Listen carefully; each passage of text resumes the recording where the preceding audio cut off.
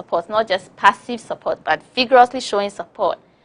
How do you think it's going? How are we showing vigorous support for the people through our workplaces?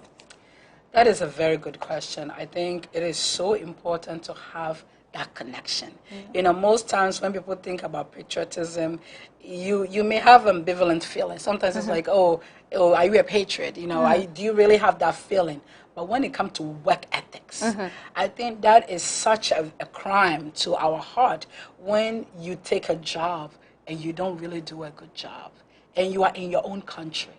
You are in your own country. To me, it's just like, you know, where does your work reflect so much about your character as much more as your patriotism? Right. Where are you doing a work that people will be like, wow, so-and-so is doing such a phenomenal job. So having that work ethics, without a doubt, it shows such a character of your patriotism and your support for who you are, what you represent, and how much that representation come across in your integrity. Right. And that is important value. Right. And you see the other parts or other sides of patriotism is kind of fun, right? Yes. When it comes to culture, it comes to food, it comes to language. It's fun. But the work part is where you put in vigorous effort to support. So I'm looking at a work scenario. Let's talk about customer service generally. What does customer service look like? Maybe you are into a job where you have to serve people. Sometimes people go on lunch and don't return. And that is across in most places. Like they go for lunch and that is the end of the day because they are at lunch. They haven't left the premises, or maybe they've left the premises, but they don't return. How are we supporting the finances of the country? Sometimes we think that when we live like that, it doesn't affect us. We think it affects other people. But if we are not supporting the country or our homeland to be financially stable, sometimes you don't even know that some of these things are what makes the country unstable economically. We say economically, we are helping the country not to grow, our homeland not to grow, but we don't understand it. You're paid for 8 hours. So after 4 or 5 hours, you go for lunch, and then the 3 hours, you disappear. And then people are in the queue waiting. Yeah. And you see sometimes there are long queues after lunch because people don't return from lunch. And some stay on the phone when they're supposed to be working. There's a line, but they are chatting on the phone. What would you like to say about that? Is it that people don't think that has anything to do with patriotism or what? I think most people don't realize how their actions affect others. Right. You know, so we are very self-focused. And patriotism is having that pride. But that pride comes from feeling like you are part of something bigger than yourself. So just imagine you went to work and you are lunch break and you say, okay, I have 1 hour, I'm going to go dash somewhere and go take care of something, and then you go into the line and there's nobody there to take care of you. And you wonder what happened. It could be anything. It could be at the Ghanaian embassy. You went there, the Ghanaian embassy is closed. Because guess what? They don't work at lunchtime. You're going to the electricity. Electricity is closed. ECG is closed. Everywhere you go, everybody is closed. They are closed for lunch. It's like, how do you function when you are closed for lunch? But to them, they're like, oh, I'm taking my lunch break. And then it continues till it's time to go home. Oh, of course, of course. You can only get 3 hours out of them if you are lucky. Yeah. But that's not what we are talking about. We're talking about really working, having a work ethic that develop because you feel your role is important. Right. Your job is a value asset that is going to improve the benefit of not only yourself, but the country as a whole. So if you are working and you are doing customer service, that person is coming there with a good intention. They come there, you smile at them, you do a service for them. They may not even remember your name, but they feel like, wow, so-and-so was a good customer, they did good customer service, so I was able to get great customer service from them. At the end of the day, you left a good impression. Right. And that is what you want. You want to be able to leave good impression with people, that people will feel like, wow, this person have a good work ethics. That comes with your culture. That comes with your ethnicity. It's a part of our culture, our work culture, right? Yes. It's a part of our work culture. So our work culture reflects our personality. Right. So if you come to work and you only can do 3 hours of work, then sign out so somebody else can come and do the rest. Exactly. And sometimes we complain when we don't get what we want, but we forget that we are also a part of the problem because other people also come to us and they also don't get what they need. That's So true. it's like a cycle. What goes around comes around. So you don't do your work, you don't do your job, it affects somebody else. Somebody also doesn't do their job, it affects you. So in the end, we are all complaining, but we are all part of the problem. We are customer service. We are all in the service industry. So Some you way, do somehow. you do a service to me. My work also affects other people. So I do a service to other person. So it is important for us to understand how we are interconnected in the role that we play, in the work that we do, and how that work also reflects our national, our patriotism to our country and the place where we are. Yeah. So as we talk today, go ahead and send us your views and your thoughts. But as we go along, try and look and see if you find yourself in any of the mirrors that we are going to be projecting. Look in the mirror and see if you see yourself. Because as you try to change something about how you work in the homeland, it's going to affect me. And as I change something, it affects you. And it has a domino effect. It starts small, but it gathers momentum. It and by the does. time you see, everybody is enjoying what the other person is doing. So please make sure you send us your thoughts. If there are any scenarios that you encountered, please send it to us. We would like to talk about it as well. Let us know what you encountered, what you think should have happened. And as you self-reflect, if there's anything you want to say about your own ethics, whether the good, the bad, the ugly, we can learn from it. So share with us. And also call us at 240-200-9717. And the number is really floating down on the screen. So 240-200-9717. If you have anything, just call us. Because we really want to address the issue of patriotism, how it really is affecting our work ethics and how it's affecting the country as a whole. Because just imagine if you're not doing your best.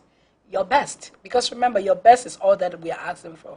We are asking for 100%. So if you're not giving 100% of your work, it's affecting me, it's affecting you. So think about that. 2 weeks ago, we had Reverend Elvis Boateng, and he made a point that I really liked. He said there was once, he told the story of there was once, there was a big emergency, and did he say the president or some very important person was being rushed to the hospital. And so the staff had been told that so-and-so is being airdropped because of and everybody was getting ready. The doctors were getting ready to be ready when the person comes to take the person to theater and all of that. And the janitor rushed in there and started mopping. And so people were like, what are you doing? So we are saving lives. You know, he knows that his part Also is to clean. Yeah. So he has to come. Everybody is getting ready. He has to come and clean to make sure everything is set. And that is it. You might be the janitor, but your work is very important. Somebody can slip and fall and get hurt.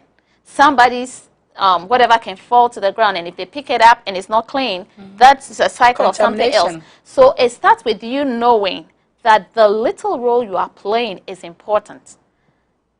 What do you think about that? I definitely think it's so important.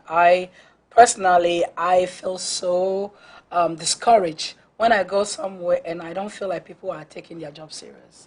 You know, no matter what, the moment you said this is the job, feel pride. Have pride in that job. I've traveled to different parts of the country where I see people taking pride. A janitor taking pride in their work. Yeah, and doing it well. And doing a great job. A person who is, wherever they are so comfortable in their role that their work is not questioned. But you have to make sure that you are comfortable in the job. So if you're not comfortable in the job that you're doing, then change it. It is important that you feel that connection with what you're doing, that you feel proud about it. But if you're not very proud about what you're doing, you're not going to do a good job. You're not going to do a good job. And that's really a sad thing to see sometimes. Yeah, because if you really don't respect yourself and respect what you're doing, then please stop. Go do something else that you really are passionate about. Yeah. Because the passion come across. Yeah. You know, the janitor was very passionate about cleaning, making sure that it is clean. Yeah. You know, the same thing to the nurse who's going to make sure that the patient is taken care of. The doctor is going to make sure that prescribe the best medication. The pharmacist is going to make sure that the patient get the prescribed medication that the doctor is giving them. Right. You also have to feel that passion about what you're doing. That at the end of the day, you're giving it to lives. 100%, saving lives. Saving lives. Talking about nurses, I don't know what kind of rap nurses have, where you're coming from. But in times past, it was difficult to find a nurse like let's take, for example, somebody goes to maternity home or somebody has been admitted to the hospital. They come home and they will say, this particular nurse was really good. I want to go back and give something to that nurse.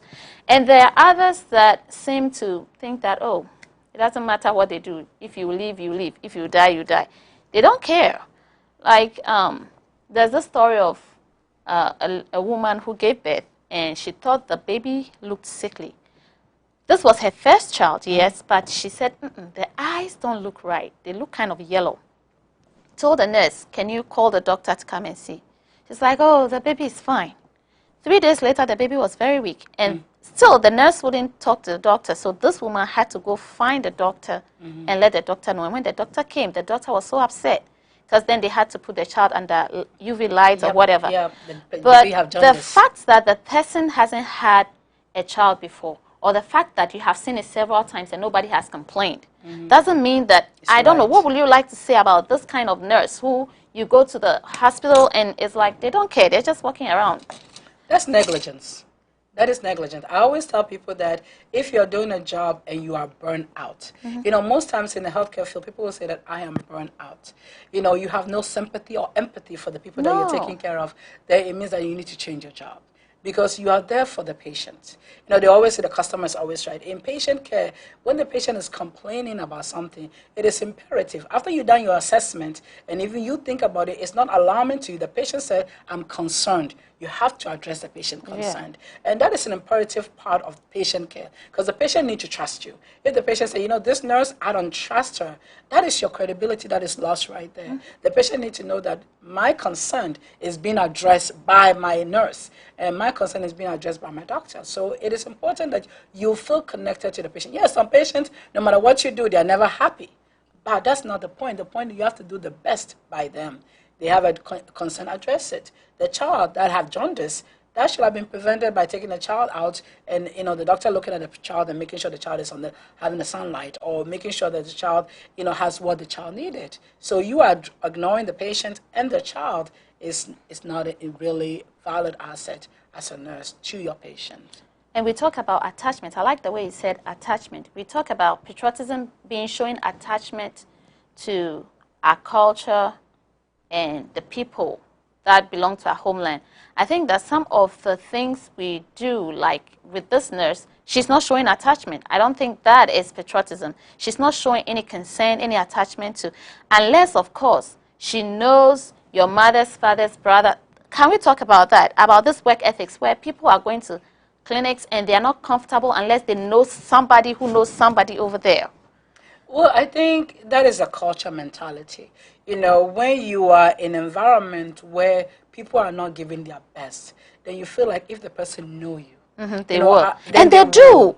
The same person who claims they are burnt out, if they know you know somebody who knows them, they're going to give you their best. Yes, and that is not right. That is really That is not right, because I think about it. I always think it could be your mom who is lying on that, on that bed. It could be your sister. It could be your aunt. So whenever you come to work, you clock in, whatever you do, you are there to give the patient 100%. You are there to serve the patient. You are there to make sure that the person feel at ease. And whatever they are going through, you are the shoulder they can lean on to cry on.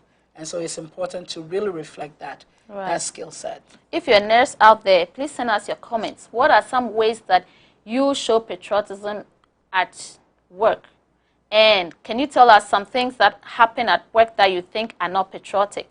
It's time for us all to learn from each other. As you send your comments, somebody reads and might learn from it. So if you're a nurse, the ball is in your court. Send it to us. We want to talk next about contractors into road, constructing buildings, hospitals.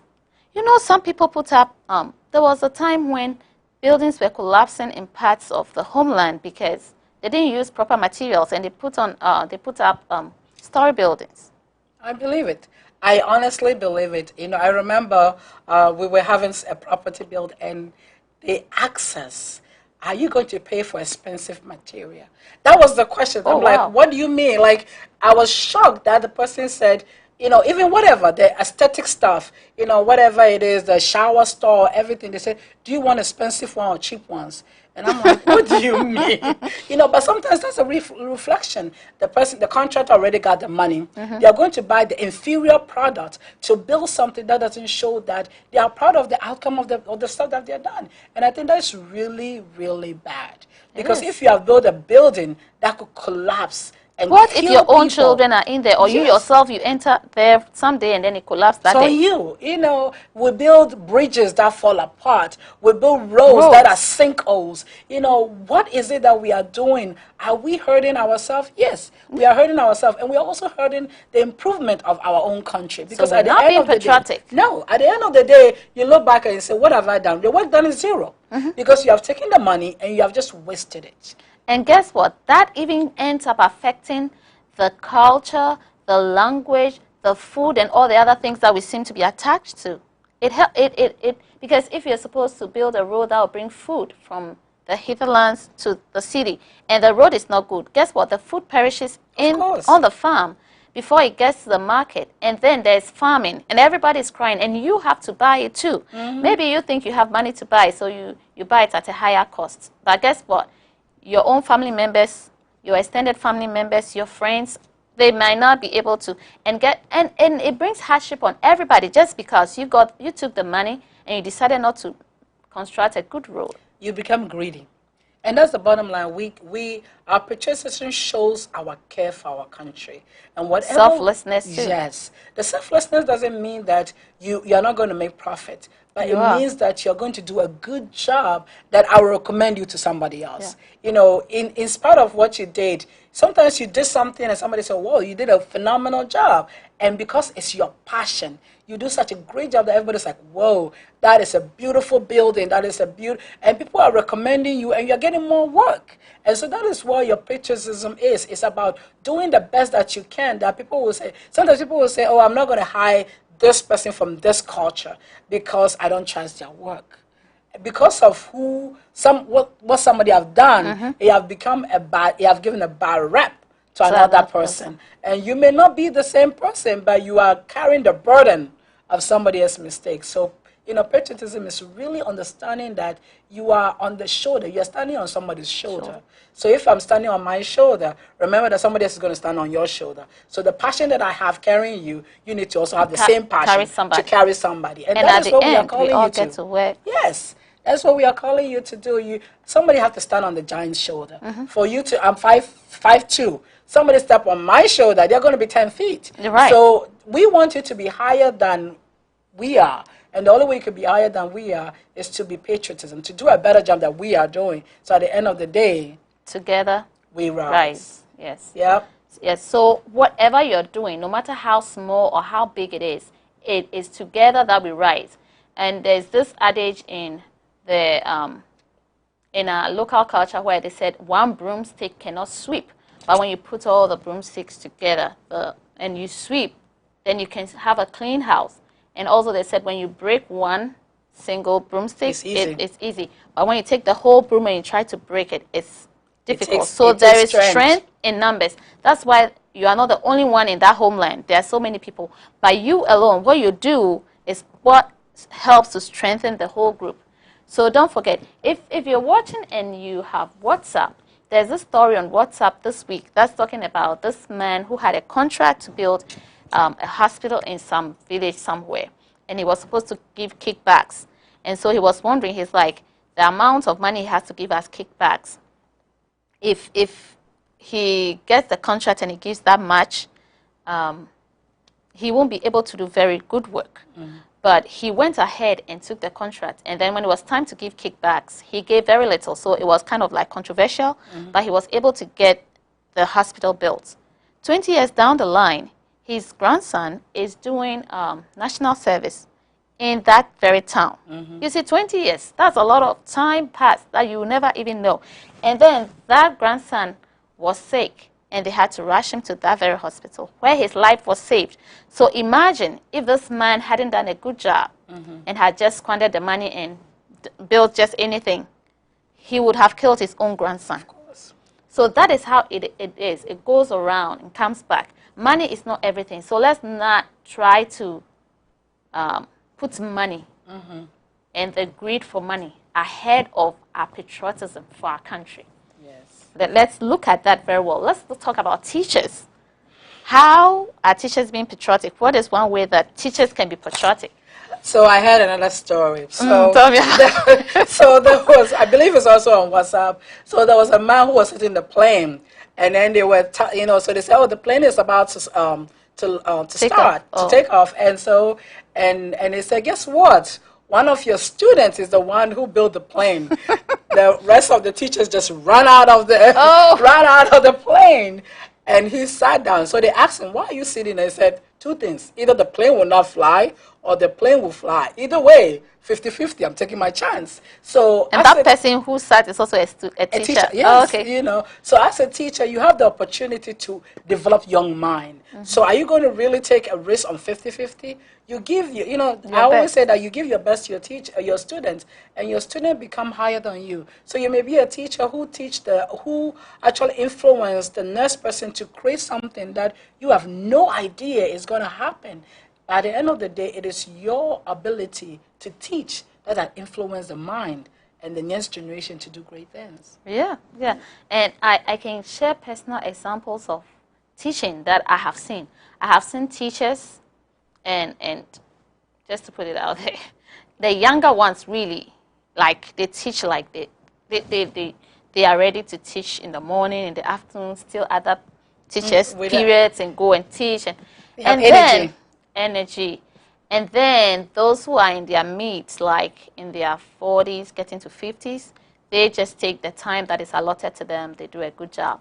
But some of those ones, they also close early sometimes. They might close early or just be in school, but don't feel like teaching. They just give their materials to somebody to go and write on the board. And so if you are at that stage, if you are on Facebook and you're listening, I think you should give us advice on this one. If you are at the stage where you are almost near retiring, you haven't retired yet, but you feel like you are not interested in this teaching business anymore, you've done it over and over and over and over again, and now maybe for lack of, you have not been doing professional development, you're not doing anything new, so you are even tired of the old things you're teaching yourself, you're tired. What can you do? Because I think that, I don't know whether the retirement age should be earlier or what. Because the older they get, like, the more difficult it is for them. Like, 50% of the time, the more difficult it is for them, like, to stay on top of things. And I think it goes both ways, because you have to understand that the older you get, the more technology has advanced. The kids that you are teaching, the stuff, my son will tell me, Mommy, I got that. The stuff that you are teaching the kids, they already got it. So either you are wasting their time or you are making them so bored that they start acting up. And then you have issues with them not being able to sit still, or you are having disciplinary issues with them. So I think at a certain stage, the education system have to look at it and say, the older people get, they may be consultants. They should not be in the classrooms. Because they have all the... Yes, they are able to. They have the knowledge base. When it comes to consulting. Yes, they should be consulting. They shouldn't be in the forefront of teaching the young kids. Because I'm telling you, these young kids will eat them out for breakfast and still have time for lunch, because they have energy. Yeah. They are really out there. They are go-go. Yeah, there are some people who really love teaching, that they are able to incorporate technology into it to make it fun. But if you see yourself that you are not able to keep up with the changes of time, then really think about being a consultant for the education system. And the education system to really think about ways and means they will use, because those are brain. You don't want to lose that brain drain, but you also don't want to put them in the forefront of the classroom where they are not being effectively being used. And that is an important part. Great. And if you're a teacher and you're out there, another thing that I think we should also look at is beginning to teach our students to work as teams. Gone are the days where we try to make sure the competition should be healthy, in the sense that we should have time where they do individual work and time when they work as teams. That is one thing that is missing in most of our lives, let's say, that people cannot work as teams, and so it is difficult. It's like we know how to shine as individuals, but we don't know how to collaborate.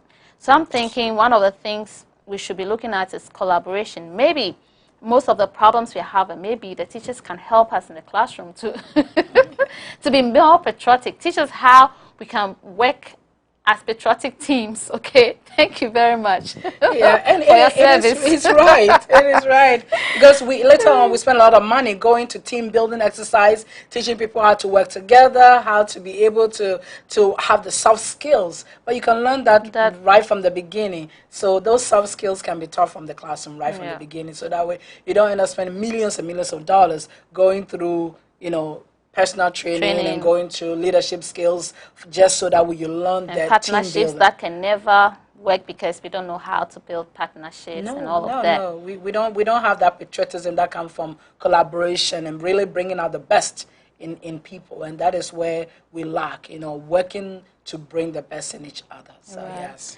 Moments of truth, we are talking about how your patriotism plays at your workplace, how patriotism plays into the job you do day in, day out. As you're earning a living, how is your patriotism playing into that?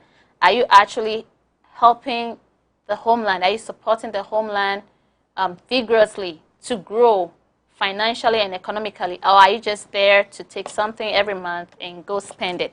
So let's look at preachers. Tell us about preachers. How can preachers show patriotism? That is a very challenging area, I think, because the Bible said our each here want to hear what we want to hear. We have created an environment in which, and I have to be honest with you, I always think about it. I think the church is a business. Most people may not think about it, but it is a business. And you put in what you get out. So most times when you go to some of these mega churches, they're doing so much. And you think, what are they doing all these things for? Maybe for the community or maybe for themselves. But at the end of the day, the preachers also play a factor. When you get that podium and you got that platform, you are educating people. So moment of truth, don't stand there and only talk about the things that you can do for yourself. Think about how you can work as a platform together.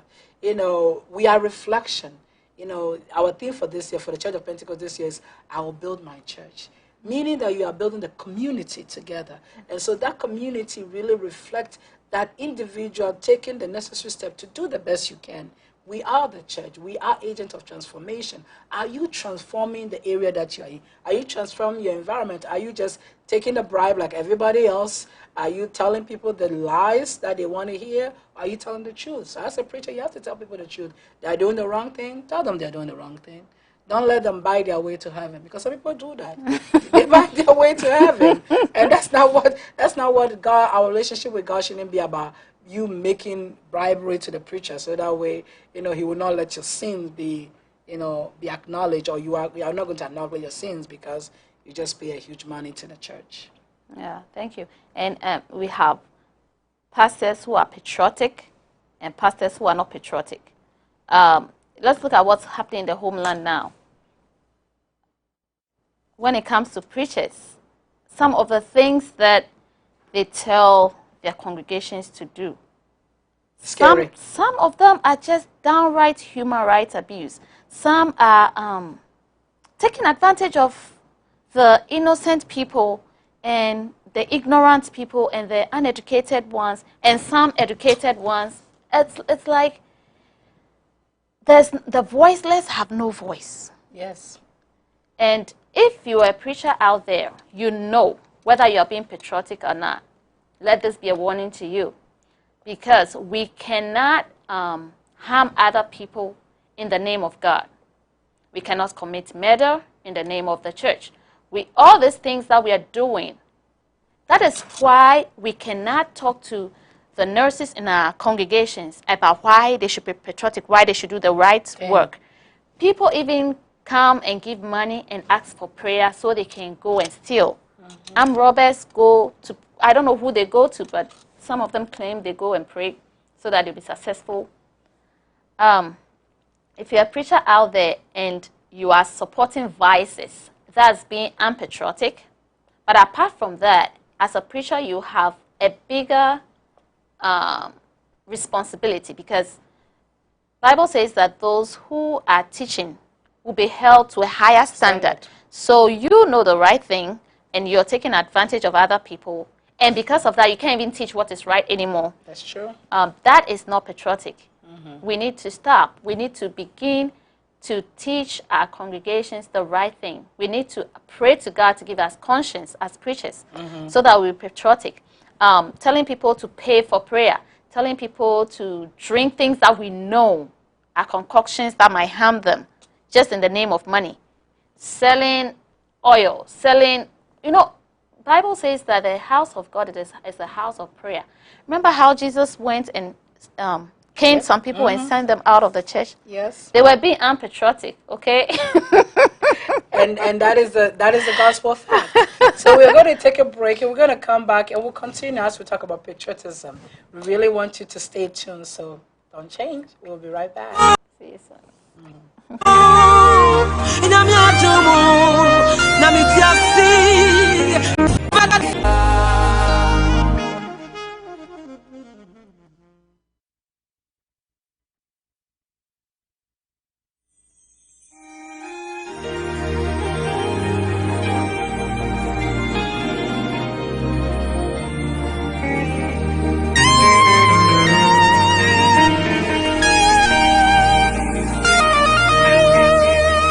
What's it? Wo be ye? Oh hieni. Wo ba be ye? Ha ha ha ha. Wo be ye? Ne waso. Wo be seria fi mu wate. Oh dear. Me ready nyaminya wale dasu. Wo be ye? Wo ma be ye? Wasifwa ye Bimpo Meradi Asonia Sansirana nya walidaso Ube ye Umabe ye Wasifwa ye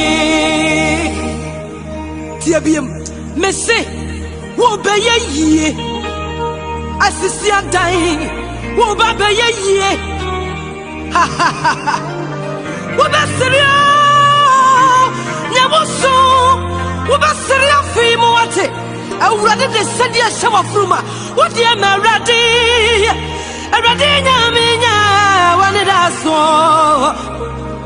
Yeah, now over ye, ha, now I ye, Asaya ye, what be ye now the Beatrice?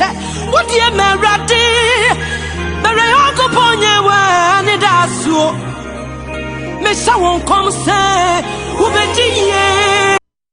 Hi, so welcome back. Moment of Truth. We're talking about what patriotism looks like at our workplaces.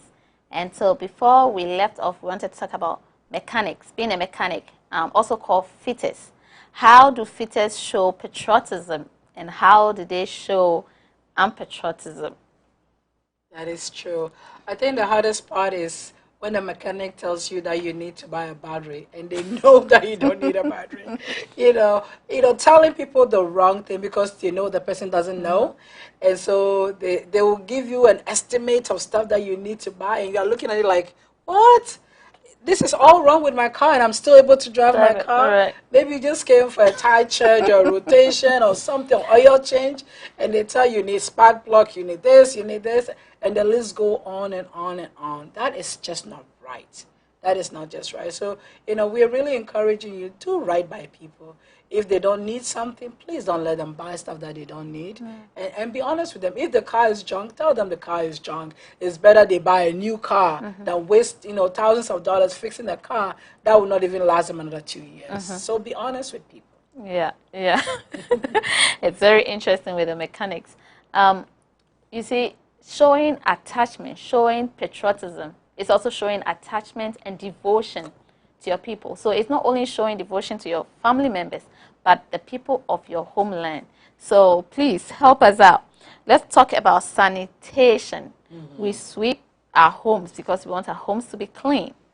But then it rains and all these trash is in the gutters and they come back to the house and there's flooding.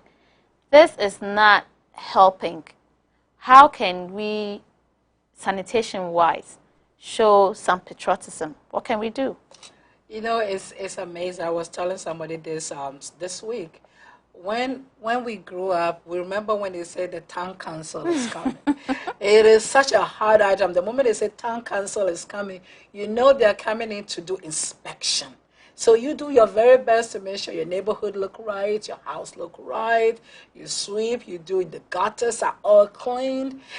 At the end of the day, you are trying to make sure you present an image of cleanliness. That is always the goal, the image of cleanliness. But now, we don't do that. We don't even strive for the image. We throw the trash anywhere, we do everything anyhow, and that's what is making us sick. I remember in 2014, we had a cholera outbreak. And cholera is one of those things that is attached to dirt and filth.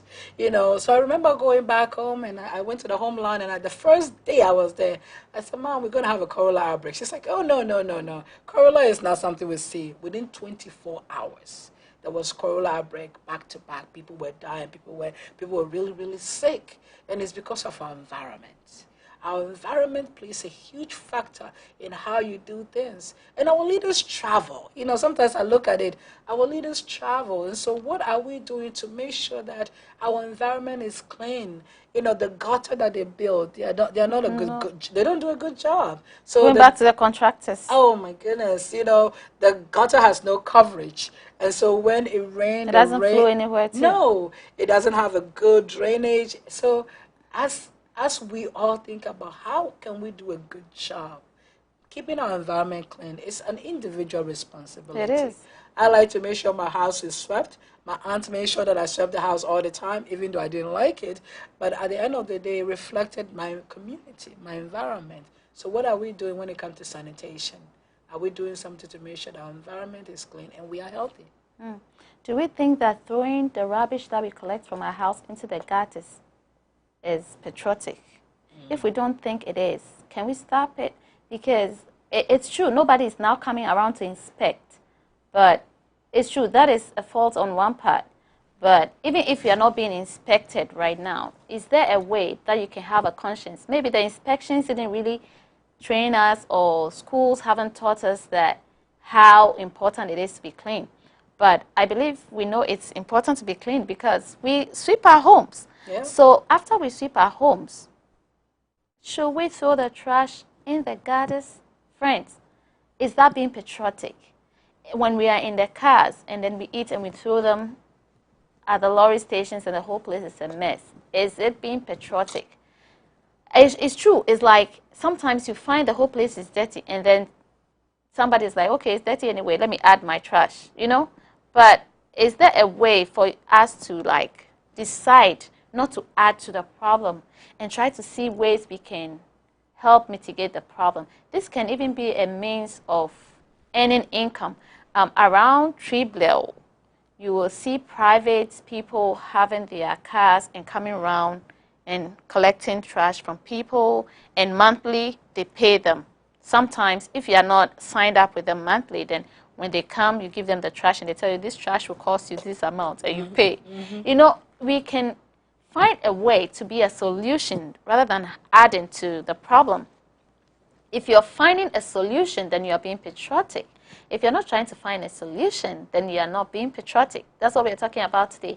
Being patriotic is not only about wearing made in Ghana goods or eating African food or dancing to or waving the flag or dancing to music. All those are good, but we need to do more than that, because before we can even buy those clothes and wave those flags and do all those other things, we need, one, to be healthy, and two, to be able to earn an income. If we don't have those two, it's difficult to show patriotism in different ways. So if you have a job and your job is cleaning the environment, how do you do it? Do you do it well, or do you do it in a shoddy manner? So the sanitation is really important, because of late we are experiencing floods. And you see, when you are displaced like that, then you begin to feel sorry for yourself. But it's because somebody also added it somewhere upstream. It comes from upstream, downstream, and so we are all part of it. If one person can start, it took Jesus 12 disciples to change the whole world. So even if one town 5 people in one town decide that this town we're going to change it around, it can work. Let's start from somewhere. It really can. Yeah, it does. And I think one of the things I know that the church has done is neighborhood cleaning, taking a local bus stop and say, okay, in this bus stop, we'll make sure that the area around it is clean. Make sure that your community park. When we grew up, there was a lot of parks around. Now you don't see the parks as they were in the past. But, whatever it is, the community, your church environment. And I think one of the things I also feel strongly about is recycling. We don't do recycling. So whatever trash we collected, we put it back into the landfill. And because they are plastic, they do not decompose. So you end up with a landfill that is heap long and stuff that is just causing more harm to that particular environment. So I'm urging people out there. There are ways in which we can recycle. There are ways in which we can use the material that we are being produced, and there are ways we can eliminate some of the materials that is being produced so that way it's not back into the landfill. And that is patriotism, thinking about the problem as finding a solution. Because if the environment is clean, you are going to feel like you are doing something for the Mother Earth. And of course, Mother Earth is going to sustain you for the next 100, 200, whatever many years that we are on this earth. But the most important part is taking that initiative and saying it's a problem. It's a problem in your homes, your community, your environment. What are you doing to make sure that that dirt that is being collected and the dumpster that is piled out to the sky and making the whole neighborhood. Sometimes you go to some neighborhood and I'm telling you, you can't even walk in that neighborhood because they have dumped the trash there. And the trash has made those neighborhoods really, really strong odor. And you walk in and you can tell that this is not healthy. This is not healthy for the people in the neighborhood. But because the people don't have a voice, and somebody have taken a bribe already, their place becomes the landfill. So, that's really a crime. It is really a crime to humanity. If you can literally close your eyes and see something and you don't do something to really fix it, then you're not doing yourself a service. Yeah. So if cleanliness is next to godliness, then please, those of us Christians out there, let's see if our churches can decide on working in the neighborhood where our churches are located. Let's see if we can bring God closer to our neighborhood. Cleanliness is next to godliness. So we want our neighborhood to get close to God. Of course. Let's see if we can mobilize ourselves. Youth Week. What are some of the things we do for Youth Week? Let's add that cleaning the environment to part of Youth Week and making sure that it stays clean. Let's add it to our youth activities in our various churches. Let's see how we can bring some good transformation to our communities by being patriotic. If the church is in the neighborhood and the people in the neighborhood come to the church, guess what? We want to stay healthy so we can come to church and praise God, right? Right. So let's do something about it. It's possible for us to. Sometimes we just underestimate how much influence the little steps we have, how much influence it has on our neighborhoods. There's something they say, nothing is too small. Every little thing you can do, just do it. Brighten up the corner where you are, just the corner where you are, brighten that place up. Imagine if we're all trying to just brighten up the little corners that we are in. How bright the whole neighborhood will look. Of course. So think about it. Don't underestimate yourself. You too, you matter. Whatever you put in is important. So put it in. Yeah, your contribution matters. Your contribution to waking up a Saturday morning and say we're going to give 2 hours to community cleanup and really going out and clean the community and making sure that the landfill, the stuff that can be burned, got burned, and the stuff that can be recycled, get recycled. So that way you keep the landfill from getting all this stuff in and at the same time keep your community healthy. Yeah. Keep your community healthy. So, See how the Keep Fit clubs just start small and then they gather momentum. It's the same way when we have the cleanup clubs, they will gather momentum. Of course. Try it. Let's see how it goes. Yes. So keep fit, keep clean. Oh, yes. Because remember, when you are walking, you can have a trash bag and collect trash. Oh, so you can good combine idea. two together. Exercise and clean environment. Because we are our own byproduct. Whatever we are doing, we are not only for ourselves, but we're doing it for our children, and that is a legacy. So whatever legacy you're leaving, you want the legacy to improve your community, and that is your patriotic spirit. Wherever you are, if in Ghana, here, anywhere in the world, just make sure that you are reflecting a good behavior that your kids can also emulate. Yes, talking about kids emulating, what is our patriotism giving to the children? What legacy are we leaving? You know, I'm sure those who left before us, they were not this dirty. We didn't grow up in such a dirty environment. We did not. So it means that it is our generation that is leaving a bad legacy for the rest. So let's wake up and claim back our glory. Our neighborhood. Yeah, really claim back our neighborhood. Yeah. Talking about waking up, cafeteria workers. And when we talk about cafeteria workers, we're talking about those who work in the hospital cafeteria, school cafeteria, or other kinds of canteens. And I would like to talk more about the school cafeterias. Sometimes the kind of food that the students eat is not what they're supposed to be eating. Of course. But it's because sometimes the cafeteria workers have stolen most of the things that they're supposed to use.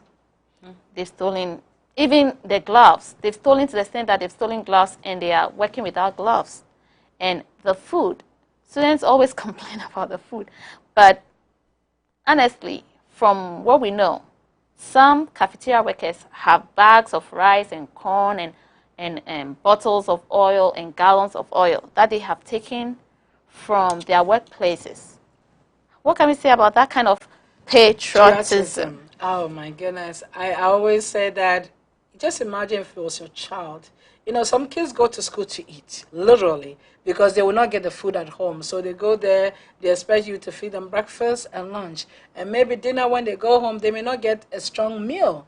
But if you go to school and you don't get fed, then the child is not able to learn. And so you are also affecting a whole generation of kids that are malnutrition. Their brain is not developing, and they are not being their very best. And they're going to get sick, they're going to be susceptible to diseases and everything else. So think about it. What is your role in making sure that you keep the next generation healthy and making sure that you feed them the right food? Because you know the food pyramid tells you what to feed the kids. And they are going to make sure you get the food that you need to feed the kids. So please, please, please, think about if it was your son, your daughter, your grandkids, you want them to eat the right food. Yeah, So especially for those in boarding houses. Yes. They're going to be there for 3 months or so before they go home. And this is what you're going to be feeding them for the 3 months. You've stolen most of the things and taken them home. Soap is gone. Wow. Oil is gone. And you are now going to manage it in a certain way. I mean, our consciences sometimes should even tell us that this is not right. Yes.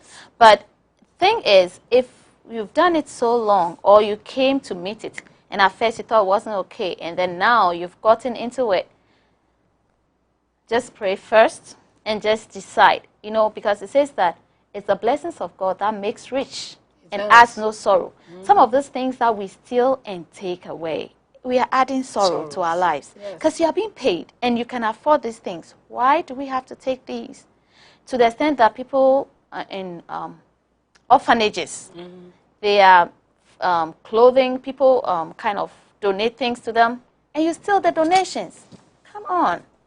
Yeah, you don't need those things that you're even stealing. You don't need them. No, and that's true. Sometimes people they just collect stuff. So you become a collector, and you go to their house, they hoard it. And they hoard it. You know, they hoard all those things, and then the things expire, they get wasted, and at the end of the day, it didn't help anybody.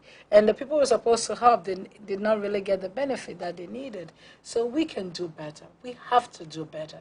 We are accountable to do better, and that is showing our patriotic spirit. Just really do your very best, no matter where you are. And if you're in the cafeteria, please cook the best food for your kids, so that way your kids will be healthy. And then when they are doing and when they are doing competition with other schools, they will win. They are strong. They've eaten good food. They are eating good food, and they'll be smart, and they'll be the future leaders who will make the country the very best that they need to be, because they have developed with the proper nutrients in their body. So please think about it, how your action is affecting the next generation, and what kind of legacy are you leaving for the country as a whole. Moment of truth. We have so many scenarios to talk about, but our time is fast spent. We're going to just look at one last scenario, driving. Most people drive. Even if they don't drive, they use the roads. So either we are driving, or we are the passengers in the car, or we are pedestrians. So let's take the driving first. If we are driving on the roads, how does a patriotic driver look like? So first of all, let's look at the car.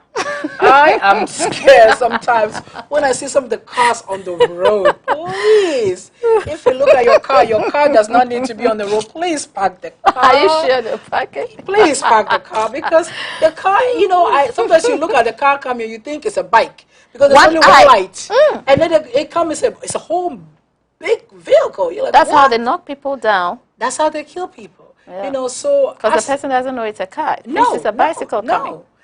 So being a patriotic person is being safe. Your safety is important. So if you're driving a car, they will always call about inspecting your vehicle. Look at your vehicle. Your bumper is falling apart. Please don't drive that car. Your exhaust is, your exhaust your exhaust pipe is falling down. Don't drive it. You are polluting the environment. Before you drive, before you sit in the, in the driver's seat, make sure your car is roadworthy.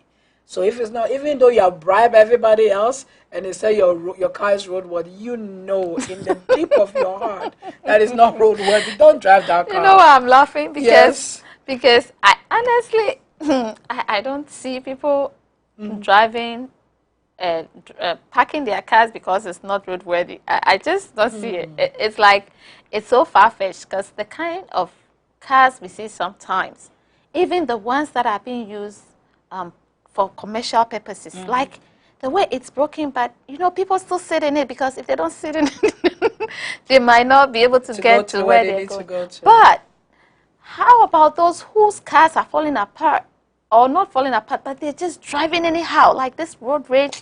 Some drive all the way onto pavements, trying to dodge traffic. What is this?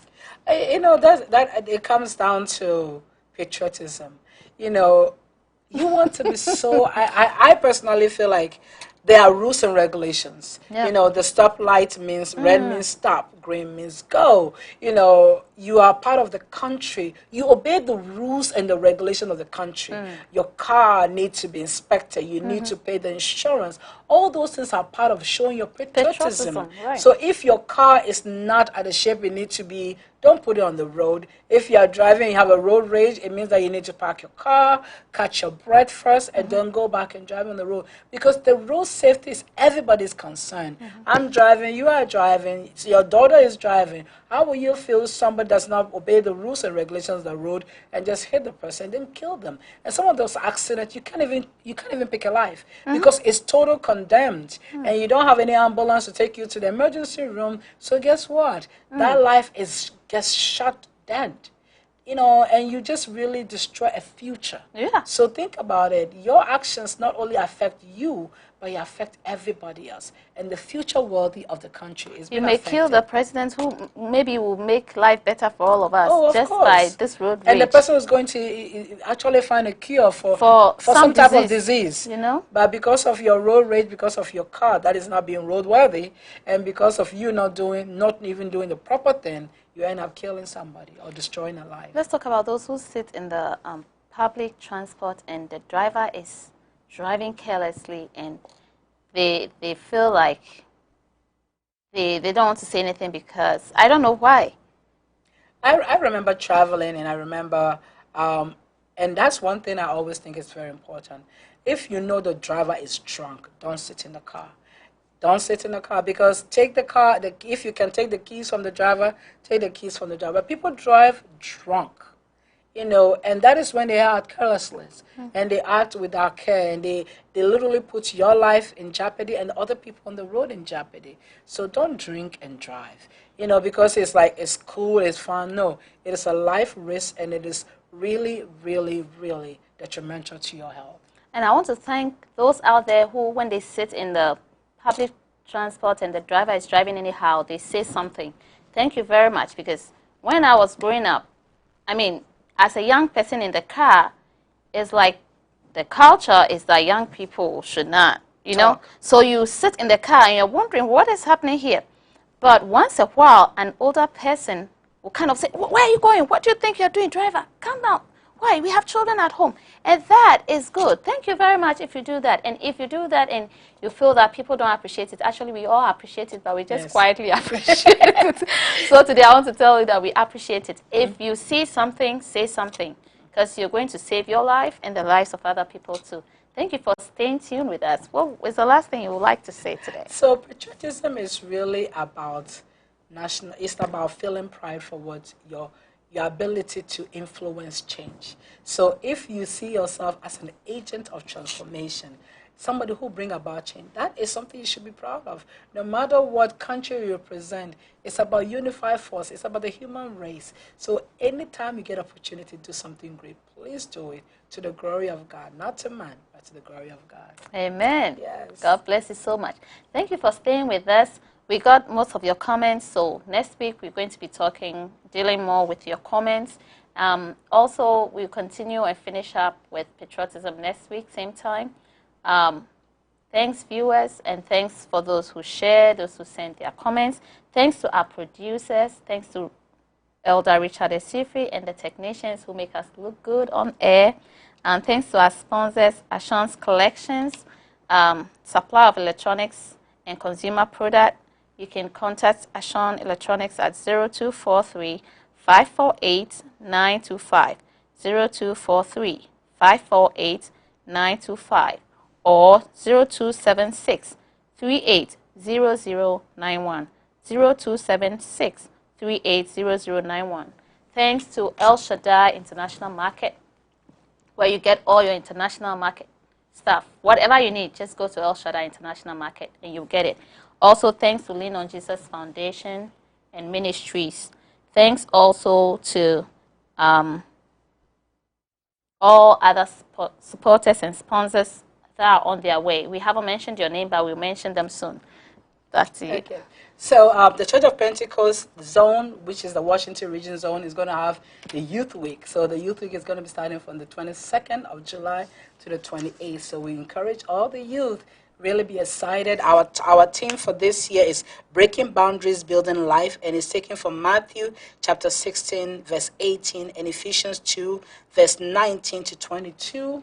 There's going to be a lot of topics that we're going to address, breaking a cycle of fall in your Christianity, kingdom versus worldview. So I'm really encouraging all the youth in the Church of Pentecost really be excited about what we can do to really make a difference, as we break boundaries and build life, because that's what we are called to do. We have to break the boundaries of circles around us in our community, in our family, in our society, and build great life. So, thank you. Thanks also to National Head Apostle Amoako and the Regional Head Apostle Asemno. Thanks to our district pastor and his wife, Reverend Elvis Boatin and Mama Beatrice Boatin, for all your support. Thanks for staying with us. You can catch us Adonai live stream on YouTube. You can also catch us Adonai on Facebook. Mm-hmm. And please share, subscribe, so that anytime we come on air, you'll be able to receive what we're working on. Until next week, God bless you. See you soon.